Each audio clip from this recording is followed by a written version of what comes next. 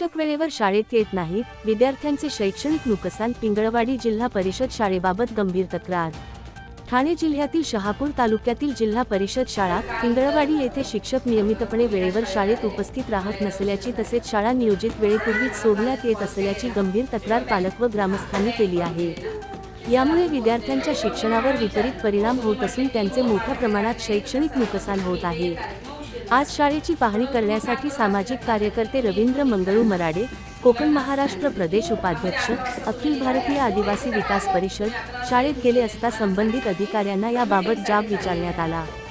मात्र विस्तार अधिकारी व केंद्रप्रमुख यांनी समाधानकारक उत्तर न देता उडवाउडवीची भूमिका घेतल्याचा आरोप करण्यात आला आहे. स्थानिक पालकांनी शाळेतील शैक्षणिक कामकाजाची सखोल चौकशी करून दोषी शिक्षक व संबंधित अधिकाऱ्यांवर तातडीने शिस्तभंगाची कारवाई करण्याची मागणी केली आहे. तसेच विद्यार्थ्यांचे शैक्षणिक नुकसान होणार नाही यासाठी शिक्षकांची नियमित उपस्थिती व शाळेचे वेळापत्रक काटेकोरपणे पाळले जावे अशीही मागणी करण्यात आली आहे. माळशेज न्यूज साठी रवींद्र मराडे, शहापूर.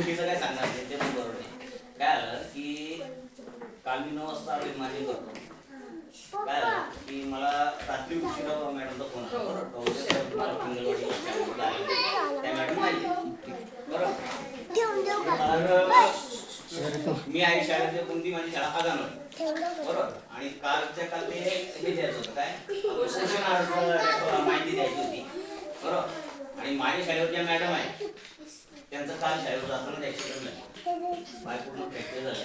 त्याच्यामुळे त्यांना काय करता येत नव्हतं. वैशाली पाटील मला अंगणवाडीला जावं लागेल हे माहिती देण्यासाठी बरोबर. ती माहिती घ्यायला मी अंगणवाडीला गेलो.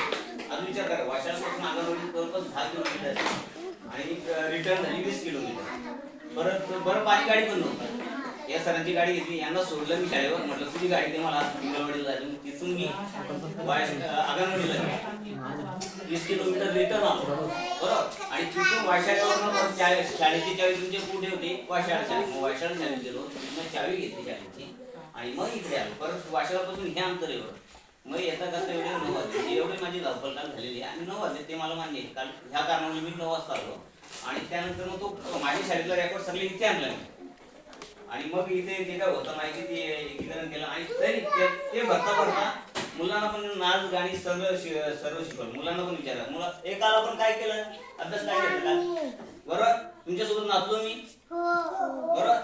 त्यानंतर जाता जाता तुम्हाला काय दिला अभ्यास, गणित बरोबर. फळेवरती गणित वगैरे दिली त्यांना सगळे वर्ग ना, 4 वर्ग आहे सगळे वर्ग. म्हटलं घरी जाऊन काहीतरी केलं पाहिजे ते कारण अभ्यास पण दिला. आणि किती वाजले होते आपण इथून निघालो तेव्हा, कमीत कमी इथून 11:15 निघालो. मी मान्य करतो 12:30ला नव्हतोच मी पण मी मान्य करतो 12:15 इथून निघालो. का तर म्हटले ही माहिती द्यायची तर तिथे शाळा बंद होईल, मॅडम वगैरे निघून जाते. मग ती माहिती द्यायला मी तिथून गेलो. आणि जाता जाता ही मुलगी आहे ना रोहिणी ना, हिला पण तिच्या घरी सोडलं तिथे गाडीवरती. आणि दुसरं जाता जाता हे ते वाशाळा शाळेमध्ये त्याची पालक पण मला विचारायला भेटते. तो कोणता आता मी पालकांना कशा विचारावं तुमचं नाव काय, ते बोललं सर मला मुलाला घ्यायला जायचंय. मग पालकांना म्हटलं कसं गाडी होती, मग ते पण बसले. आणि मग वाशाळ्याची शाळा तिथे 12:30. मग पालखी वगैरे लोक जाऊ शकतात का तिथे बरं. जे होतं ते अशा पद्धतीने बाकी आता 12:30 पर्यंत नव्हतं हे मी पण मान्य करतो. का तिची काळ काम होती त्यामुळे लावलं. फक्त कसं आहे समज होतो. फक्त मला माझी चुकी काय झाली की इथे पालकांना मी सांगायला पाहिजे होतं. आता ते मला पण माहित नाही, मी पहिल्यांदा येतो तुमच्या शाळेत आलो. त्याच्यामुळे मला पण काय माहिती नाही पालकांना सांगून जायला लागते. जर माहित असेल तर याच्यापुढे ती काही योग जर आम्हाला योग आला पुन्हा या शाळेत येण्याचा अध्यापनाचा तर त्या पद्धतीने आम्ही ते पण करू. पालकांना विचारून जातो. हे पण आता मला पण माहिती होतं नाही म्हणाले तुम्ही फोटो उत्तर का दिलं मीटिंग म्हणजे तेच. आता मुलांना काय सांगणार, मुलांना काय समजून नेमकं कशी शाळेत चालू हो 12:15 सर तिथे वाशाळात आले होते. मी स्वतः 1:15 पर्यंत होते. मी 12:15 वाशाळात आले. कागद दिला, तिथं लिहिला आणि सही ज्या काय कारणासाठी गेला असेल बरोबर. मुवमेंट रजिस्टर असेल ना, मुवमेंट रजिस्टर हो आहे ना, नोंद केली तुम्ही का केली नाही मला पण काही कल्पना नाही. मुवमेंट रजिस्टर कशासाठी असते, एक मिनिट, मुवमेंट रजिस्टर कशासाठी असते आणि मी पहिल्यांदा इथे जे काय कारण असेल तुम्ही त्याच्यात नमूद करू शकता. त्यानंतर तुम्ही तुम्ही केलं ते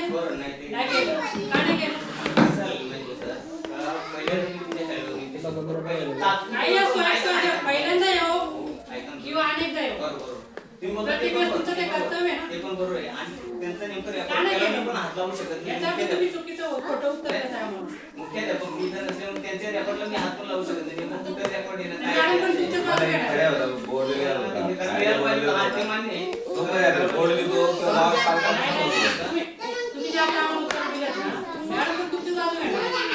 नाही सर, मी बाजू नाही घेत. ते मला तिथे भेटले का? भेटले ना तुमच्या बरोबर नाही. पण मला एक बोला, तुम्ही रजिस्टरला नोंद पाहिजे की नाही पाहिजे? नोंद हवी होती. ते मी मान्य केली. नोंद केली.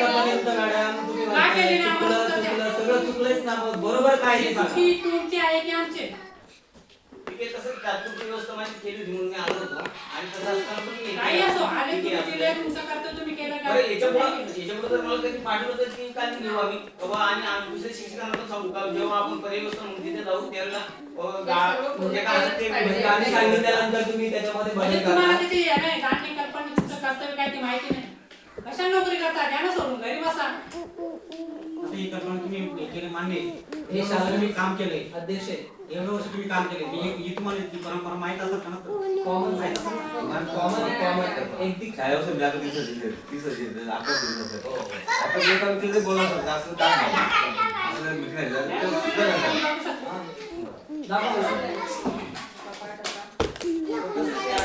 आपली काय करतो